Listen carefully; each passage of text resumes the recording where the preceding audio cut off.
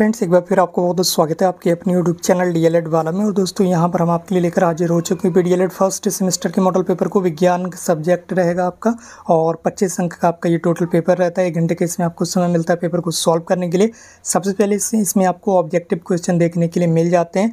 इसके साथ साथ हमने आपको ऑलरेडी 4 मॉडल पेपर इसी चैनल पर प्रोवाइड करा दिए हैं, जिसकी प्लेलिस्ट भी हमने आपको बनाकर दे दी है। तो वो सभी मॉडल पेपर आप जाकर दे सकते हैं प्लेलिस्ट में। ठीक है, चैनल पर जाइए और यूपी डीएलएड फर्स्ट सेमेस्टर की मॉडल पेपर की जो प्लेलिस्ट है उसमें सभी सब्जेक्ट के जो पहले से हमने आपको मॉडल पेपर दिए हैं उन क्लासेस को जरूर देख लीजिए, क्योंकि परीक्षाएं आपकी स्टार्ट होने जा रही हैं। बिल्कुल भी समय बचा हुआ नहीं है। तो चलिए दोस्तों, आज की इस क्लास को स्टार्ट करते हैं। मिल जाएंगे। तो इसी के साथ सबसे पहला प्रश्न आपके सामने स्क्रीन पर है।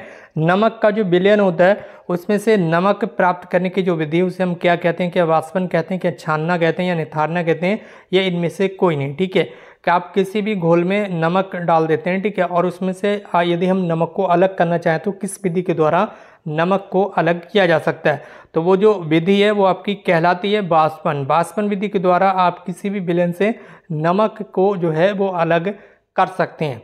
इसी के साथ आप इस मॉडल पेपर की पीडीएफ फाइल को डाउनलोड कर सकते हैं। कहाँ से डाउनलोड करेंगे आगे वीडियो में मैं आपको बताऊंगा। तो बने रहिएगा मेरे साथ क्लास में, एंड तक बने रहिएगा। और इस क्लास को शेयर भी कर दीजिए अपने फ्रेंड्स तक के साथ, और इस चैनल को सब्सक्राइब करके बेल आइकन जो प्रेस कर लीजिए, क्योंकि यहाँ पर आपको लगातार मॉडल पेपर दिए जाएंगे जो कि आपकी परीक्षाओं के लिए बहुत ज़्यादा इंपॉर्टेंट है।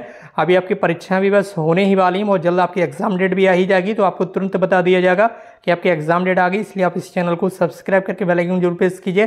प्रश्न संख्या 2 है, पहलवान को भार उठाने में लगने वाला जो बल है वो कौन सा पहलवान होता है? आपने देखा ही होगा, जब वो कोई वेट उठाता है, कोई भार उठाता है, तो भार उठाने में जो बल लगता है, जो फोर्स लगता है, उस बल को हम क्या कहते हैं? क्या चुंबकीय बल कहते हैं, क्या विद्युतीय बल कहते हैं, गुरुत्वाकर्षण बल कहते हैं, फिर पेशीय बल कहते हैं?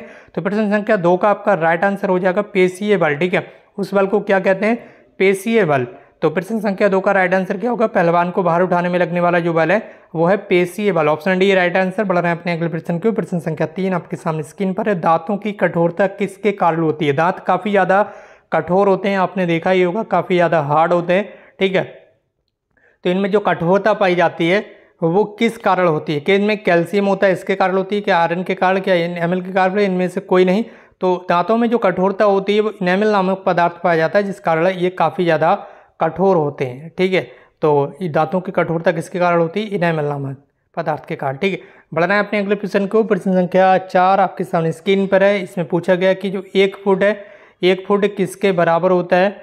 ठीक है, तो यहाँ पर आपको बताना होगा 1 फुट जो है वो किसके बराबर होता है? 26.48 सेंटीमीटर के, या 28.48 सेंटीमीटर के, या फिर 30.48 सेंटीमीटर के, या फिर 29.48 सेंटीमीटर के। तो प्रश्न संख्या 4 का आपका राइट आंसर हो जाएगा, जो आपका 1 फुट होता है वो बराबर होता है 30.48 सेंटीमीटर के। इसके साथ ही 1 फुट बराबर होता है 12। अगर इंच में आपसे पूछा जाए तो आप बताएंगे कि 1 फुट जो है बराबर होता है 12 इंच के। ठीक है, 12 इंच के। ठीक है, इंच में अगर पूछा जाए तो 12 इंच बताएंगे आप, 12 इंच। और अगर सेंटीमीटर में पूछा जाए तो 30.48 सेंटीमीटर। ठीक है, बढ़ रहे हैं अपने अगले प्रश्न को। प्रश्न संख्या 5 आपके सामने स्क्रीन पर। पौधों की पत्तियों के द्वारा जल का वाष्प के रूप में निकलना क्या कहलाता है? ठीक है, पौधों में ये जो पत्तियां होती हैं, ठीक है, पौधों में ये जो पत्तियां होती हैं, इन पत्तियों पर छोटे छोटे रंध्र पाए जाते हैं, और इन रंध्रों के द्वारा जो जल होता है वो वाष्प के रूप में निकल जाता है। ठीक है, तो इस क्रिया को आप कहते हैं वाष्पोत्सर्जन। ठीक है, क्या कहते हैं? वाष्पोत्सर्जन। ठीक है, इस क्रिया को क्या बोलते हैं? वाष्पोत्सर्जन। पौधों की पत्तियों से जल जो है जब निकल जाता है वाष्प के रूप में, तो इस क्रिया को हम वाष्पोत्सर्जन कहते हैं। प्रश्न संख्या 5 का राइट आंसर ऑप्शन डी। ठीक है, इसी के साथ बढ़ रहे हैं अपने अगले प्रश्न को। प्रश्न संख्या अब आपका 6 आ चुका है, और यहाँ से आपके लघु उत्तरीय प्रश्न स्टार्ट हो चुके हैं। और लघु उत्तरीय प्रश्न अब जब यहाँ से स्टार्ट हो ही चुके हैं तो हम आपको बता ही देते हैं कि इस पीडीएफ फाइल मॉडल पेपर को आप डाउनलोड कर सकते हैं हमारे टेलीग्राम ग्रुप से।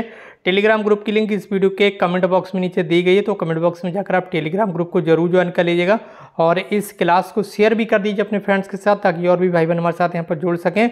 प्रश्न संख्या 6 का राइट आंसर है रेन वाटर हार्वेस्टिंग से आप क्या समझते हैं? तो रेन वाटर हार्वेस्टिंग बारिश के पानी को जमा करने का एक तरीका है, जिसका इस्तेमाल बाढ़ में खेती के लिए किया जाता है, और इस विधि में जल का संरक्षण किया जाता है। इससे धरती में पानी का जो स्तर है वो भी बढ़ जाता है। रेन वाटर हार्वेस्टिंग क्या होता है? पानी का, बारिश का जो पानी होता है उसको एकत्रित किया जाता है, और उस एकत्रित किए गए पानी को किसी न किसी कार्य में यूज़ कर लिया जाता है, चाहे वो खेती में यूज़ किया जाए या अन्य किसी कार्य में यूज़ किया जाए, तो इसी को हम रेन वाटर हार्वेस्टिंग कहते हैं। पानी को हमेशा बचत करके रखना चाहिए, क्योंकि पानी जो है वो अनमोल है, ठीक है, जिसकी कोई वैल्यू नहीं है, अनमोल है पानी, ठीक है। तो प्रश्न संख्या 7 का राइट आंसर क्या बताना आपको। प्रश्न संख्या 7 है कोशिका भित्ति, ठीक है, सेल बॉल किस में पाई जाती है और किस पदार्थ की बनी होती है।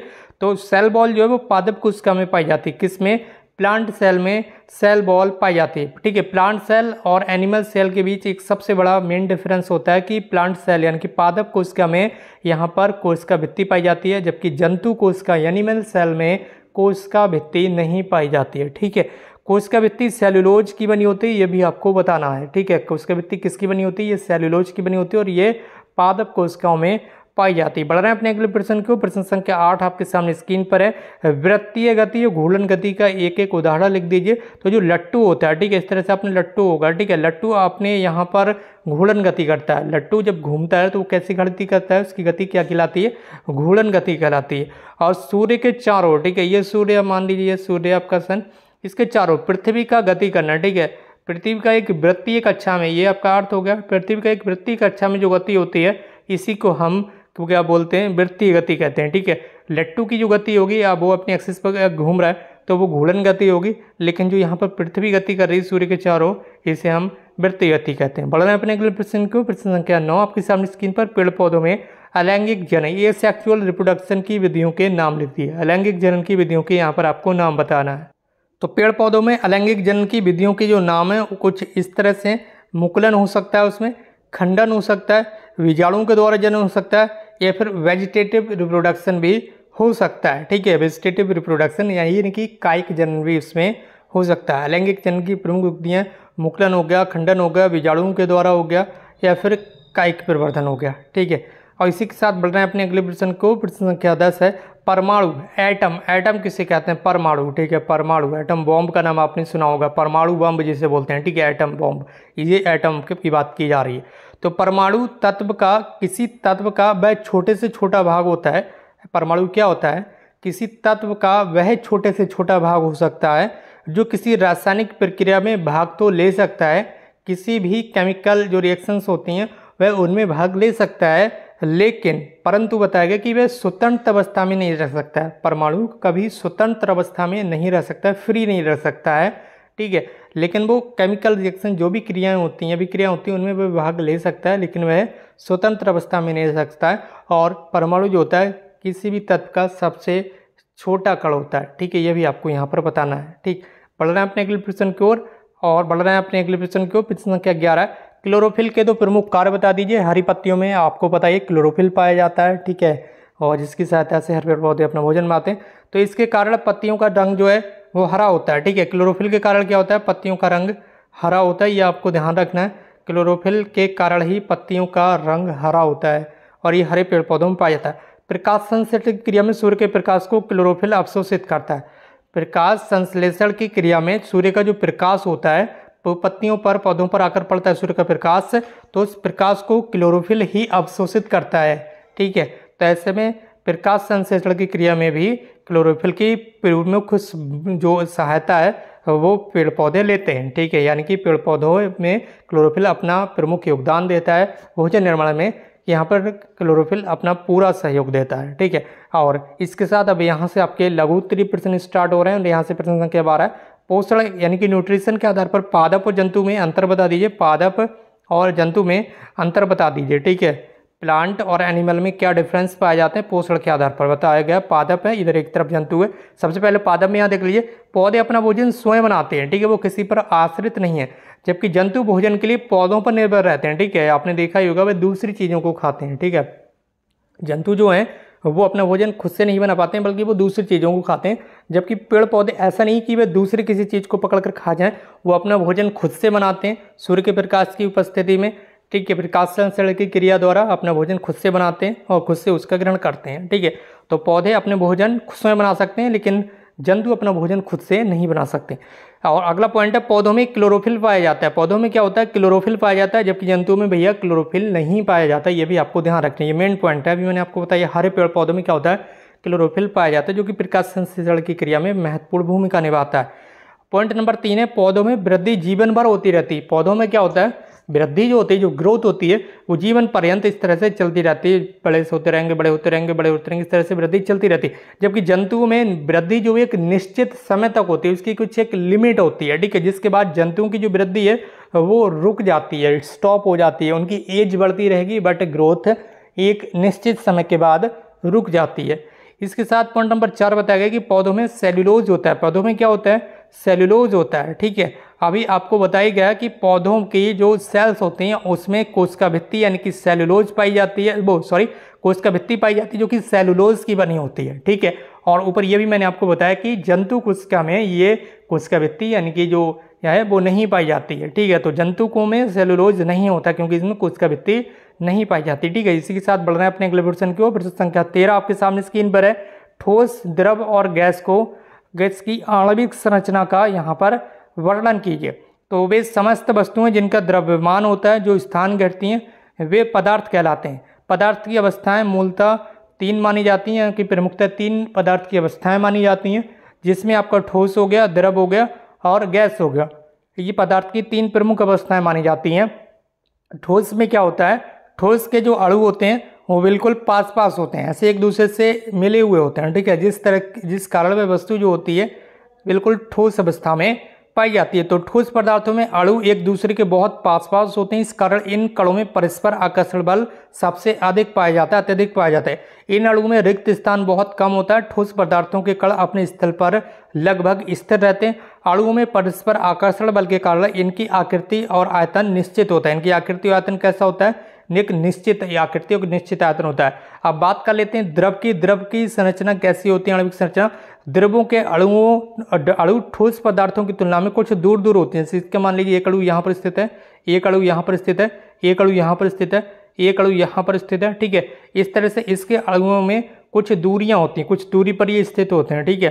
ठोस की तुलना में ये कुछ दूरी पर स्थित होते हैं, उनके बीच कुछ रिक्त स्थान भी पाया जाता है, जिस कारण इनके बीच लगने वाला जो आकर्षण बल होता है वो ठोस पदार्थ के अणुओं की तुलना में कम होता है। तो इनके कणों में परस्पर आकर्षण बल भी ठोस पदार्थों की तुलना में कम होता है, और ये पदार्थ जिस भी बर्तन में डाले जाते हैं उसकी आकृति ग्रहण कर लेते हैं। जैसे आपने देखा ही होगा, हमारा जो पानी है ये क्या है, एक तरह से गैस है, एक तरह से द्रव है। पानी क्या है, एक तरह से ये द्रव है। आपका पानी क्या है, पानी एक द्रव है, ठीक है। इस तरह से पेट्रोल डीजल हो गया, ठीक है। ये सारी चीज़ें क्या हैं, ये द्रव अवस्था में पाई जाती हैं, ठीक। तो पानी, पेट्रोल, डीजल, इस तरह की जो भी चीज़ें हैं ये सारी की सारी द्रव अवस्था में पाई जाती हैं। इनके अणुओं के बीच थोड़ा गैप होता है, जिस कारण इनके बीच जो आकर्षण बल होता है इनके अणुओं के बीच वो ठोस पदार्थों की अपेक्षा कम लगता है, आकर्षण बल। अब बात कर लेते हैं गैस की।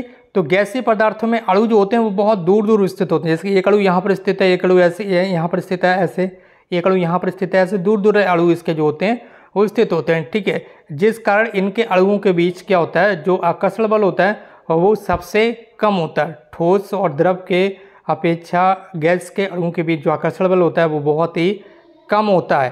तो इन अणुओं के बीच आकर्षण बल नगण्य होता है, बिल्कुल नगण्य होता है, ठीक है।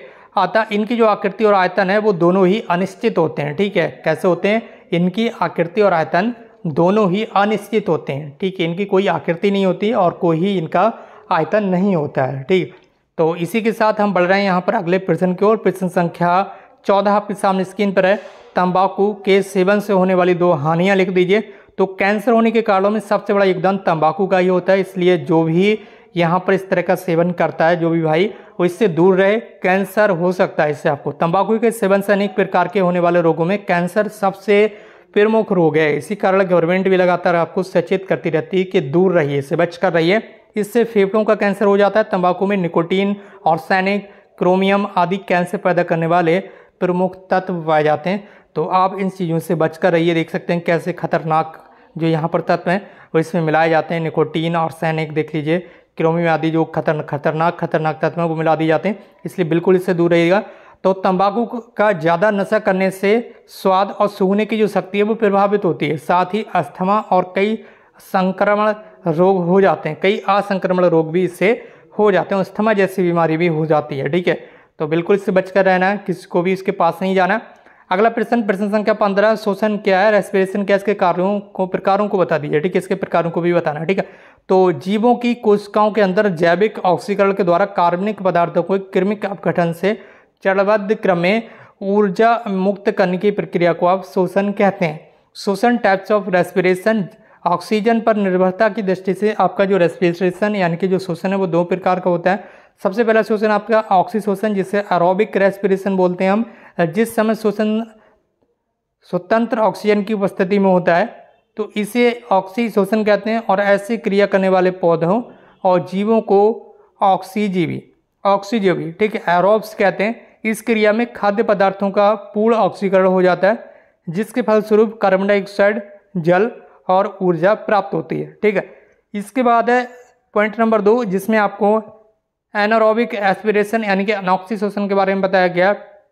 जब श्वसन ऑक्सीजन की अनुपस्थिति में होता है, जहाँ पर ऑक्सीजन उपस्थित नहीं होती वहाँ पर जब श्वसन होता है तो इस कारण इसे अनॉक्सी श्वसन कहते हैं। और इस प्रकार के श्वसन करने वाले जीवों को अनॉक्सी जीव कहते हैं। इस क्रिया में खाद्य पदार्थों का अपूर्ण ऑक्सीकरण होता है, जिसके फलस्वरूप आपका एथिल अल्कोहल बनता है या फिर कार्बन डाइऑक्साइड और ऊर्जा मुक्त होती है। ठीक है, तो ये आपका अनॉक्सी श्वसन होगा। अब हम बढ़ रहे हैं अपने अगले प्रश्न की ओर। जितने भी नए भाई बहन हैं तुरंत चैनल को सब्सक्राइब करके हमसे जुड़ जाएं, क्योंकि यहाँ पर आपको लगातार मॉडल पेपर मिलते रहेंगे जब तक आपकी परीक्षाएं नहीं हो जाती हैं। ठीक है, तो ये मॉडल पेपर आपकी परीक्षाओं के लिए बहुत ज़्यादा इंपॉर्टेंट है, क्योंकि यहाँ से डायरेक्टली आपको एग्जाम में जो क्वेश्चन है वो देखने के लिए मिल जाएंगे। प्रश्न इन्हीं में से आपको देखने के लिए मिलेंगे, इसलिए इन मॉडल पेपर को आप बहुत अच्छे से तैयार कीजिएगा।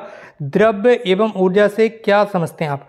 तो द्रव्य यानी कि मैटर क्या है? कोई भी वस्तु जो स्थान घेरती है और जिसमें द्रव्यमान यानी कि मास होता है, द्रव्य कहलाती है। उदाहरण आपका मेज हो गया, कुर्सी हो गया, दरवाजा हो गया।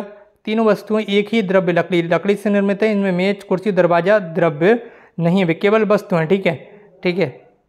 इसके बाद बताया गया परंतु उनका निर्माण करने वाली लकड़ी एक द्रव्य है। ठीक है, परंतु उनका निर्माण करने वाली लकड़ी क्या एक द्रव्य है। द्रव्य के अंदर उदाहरण है लोहा हो गया, तांबा हो गया, वायु हो गया, जल आदि, ये सारी की सारी क्या है? ठीक है, मेज, कुर्सी और दरवाजा, ठीक है, ये द्रव्य नहीं है, बल्कि इन चीज़ों का निर्माण जिस वस्तु से हो रहा है, मेन चीज़ क्या है? लकड़ी है। मेन चीज़ क्या है? लकड़ी से ही बनती है आपकी कुर्सी, मेज, दरवाजे। ठीक है, तो यहाँ पर आप लकड़ी की बात कर रहे हैं। वैसे तो और भी कई सारी चीज़ों के आजकल बनने लगे, लेकिन हम यहाँ लकड़ी के बारे में बात करें तो मेज, कुर्सी, दरवाजे ये लकड़ी के आपने देखे होंगे बनते हैं। तो लकड़ी क्या? लकड़ी द्रव्य है। ठीक है, ना कि मेज, कुर्सी, दरवाजा द्रव्य है। मेज, कुर्सी, दरवाजा द्रव्य नहीं है, लकड़ी जो है वह द्रव्य है। ठीक है, तो यहाँ बताया गया लोहा ये भी एक तरह का द्रव्य है, तांबा हो गया, वायु हो गया, जल आदि ये द्रव्य है। और प्रत्येक द्रव्य जो है वो परमाणुओं से तथा प्रत्येक परमाणु इलेक्ट्रॉन, प्रोटॉन और न्यूट्रॉन से बना होता है। ठीक है, आगे बताया गया एनर्जी, ऊर्जा भौतिक कारक है जिसके द्वारा कर्ता में कार्य करने की क्षमता उत्पन्न होती है। किसी भी कार्य को करने हेतु ऊर्जा की जरूरत पड़ती है। ऊर्जा जो है वो द्रव्यात्मक, कैसा? मटेरियल नहीं होता है। ऊर्जा मटेरियल यानी कि द्रव्यात्मक नहीं होता है, अर्थात उसमें भार, आयतन नहीं होता है, परंतु ये अनेक रूपों में पाई जाती है, जिसमें ऊष्मा हो गया, प्रकाश हो गया, विद्युत हो गया, ध्वनि हो गया। ठीक है, ये इन रूपों में ऊर्जा आपकी पाई जाती है। प्रश्न संख्या 17 है, इसमें आपसे पूछा गया कि कायिक प्रवर्धन से आप क्या समझते हैं, यानी कि वेजिटेटिव रिप्रोडक्शन से आप क्या समझते हैं। और पत्ती के द्वारा कायिक प्रवर्धन को उदाहरण के द्वारा आपको समझना है। तो कायिक प्रवर्धन वेजिटेटिव रिप्रोडक्शन बोलते हैं इसे। तो कायिक प्रवर्धन जनन की ऐसी विधि है, कायिक प्रवर्धन जो है वो प्रजनन या जनन की ऐसी विधि है जिसमें पौधे के शरीर का कोई भी कायिक भाग प्रवर्धक का कार्य करता है तथा नए पौधे में विकसित हो जाता है। जिसकी यहाँ पर आपने देखा ही होगा, जो गुलाब का फूल होता है उसकी टहनी को आप काटकर कलम बना के दूसरी जगह लगाते हैं, तो इसी को हम कायिक प्रवर्धन कहते हैं। ठीक है, तो क्या होता है इसमें वेजिटेटिव रिप्रोडक्शन पाया जाता है और नए पौधे में विकसित हो जाता है। मात्र पौधे के कायिक अंग जैसे जड़ हो गया, तना हो गया, तना आपने देखा ही होगा जो गुलाब का फूल होता है उससे, पत्ती हो गया, कलिका आदि हुआ, इनसे नए पौधे का पुनर्जनन कायिक प्रवर्धन कहलाता है। ठीक है, अब यहाँ पर आगे बताया गया कि कायिक प्रवर्धन 2 यहाँ पर उदाहरण निम्न प्रकार हैं। एक अजूबा हो गया, ब्रायोफाइलम के पौधे में पत्तियों के किनारों से पादपकाय उत्पन्न होते हैं जो मात्र पौधे से अलग होकर नए पौधे को जन्म देते हैं। इसके अलावा आलू में भी आपने देखा होगा जो आपका आलू होता है। ठीक है, आलू का कोई बीज वगैरह आपको नहीं मिलता है जब आप उसे जमाते हैं, आलू के ही टुकड़े करके आप उसे जमीन के अंदर लगा देते हैं। तो यहाँ पर आपने देखा होगा आलू क्या है? कंद है। कंद में उपस्थित कायिक प्रवर्धन में सहायक होती हैं और परवशियों में कलिकाएं स्थित होती हैं तथा प्रत्येक कलिका नए पौधे को जन्म दे देती है। ठीक है, छोटी छोटी यहाँ पर इसमें कलिकाएं निकल आती हैं, आपने देखा ही होगा सर्दियों के मौसम में, बारिश के मौसम में। तो उन्हें जब यहाँ से आप काट कर लगा देंगे जमीन के अंदर, मिट्टी के अंदर, तो उसी से क्या होता है जो आलू का जो पौधा है वो बन जाता है। ठीक, तो अगले प्रश्न की ओर हम यहाँ पर बढ़ रहे हैं। प्रश्न संख्या 18 आपका, मरुस्थलीय पौधों की पत्तियां नुकीली क्यों होती हैं? इन पौधों की मुख्य विशेषताएं क्या हैं? तो मरुस्थलीय पौधों की पत्तियां इस कारण नुकीली होती हैं क्योंकि पत्तियों की सतह से पानी लगभग वाष्प बनकर उड़ता रहता है। मरुस्थलों में पानी कमी के कारण वहाँ का वातावरण शुष्क हो जाता है। मरुस्थलीय जगह पर आपने देखा होगा पानी की कमी होती है और वहाँ पानी ज़्यादा नहीं पाया जाता है, अतः पत्तियों से पानी जो है वो वाष्प बनकर उड़ ना जाए, इसके लिए पत्तियां कांटों के रूप में बदल जाती हैं। इन पौधों के तने हरे तथा चपटे होते हैं और भोजन बनाने का कार्य करते हैं। आपने देखा ही होगा हरे पेड़ पौधों की पत्तियों में वाष्पोत्सर्जन होता है। हरे पेड़ पौधों की जो हरी पत्तियां होती हैं उनमें वाष्पोत्सर्जन होता है। अगर पत्तियां हरी होंगी तो उनमें वाष्पोत्सर्जन होगा। अभी प्रश्न संख्या 1 आपका वाष्पोत्सर्जन से ही रिलेटेड था, लेकिन जब वो ये पत्तियां कांटों के रूप में रूपांतरित हो जाएंगी तो उनमें वाष्पोत्सर्जन हो ही नहीं पाएगा, तो जिसके कारण वहाँ की जो पौधों की पत्तियां हैं वो कांटों के रूपांतरित हो जाती हैं कांटों के रूप में। तो इस तरह से आज का ये प्रश्न पत्र यहीं पर समाप्त होता है। इस क्लास को शेयर कीजिए अपने फ्रेंड्स के साथ और चैनल को सब्सक्राइब करके हमारे साथ जुड़ जाइए और बेल आइकन को भी प्रेस कर लीजिए ताकि नई वीडियो को नोटिफिकेशन समय से मिल सके। बाकी इस पीडीएफ फाइल मॉडल पेपर को मैंने आपको बता ही दिया है, नीचे कमेंट बॉक्स में लिंक दे दी गई टेलीग्राम ग्रुप की, वहां से जाकर इसे डाउनलोड कर लीजिए। ये आपकी आंसर की ऑब्जेक्टिव क्वेश्चन की और लगातार यहाँ पर आपको सभी सब्जेक्ट के मॉडल पेपर दिए जा रहे हैं। इससे पहले हम आपको ऑलरेडी एक बार सभी सब्जेक्ट के मॉडल पेपर सॉल्व करा दिए इसी चैनल पर, तो प्ले लिस्ट में जाकर आप चेक कीजिए। बाकी दोस्तों आज की इस क्लास को यहीं पर समाप्त करते हैं। हमसे जुड़ने के लिए बहुत बहुत धन्यवाद। Thank you so much.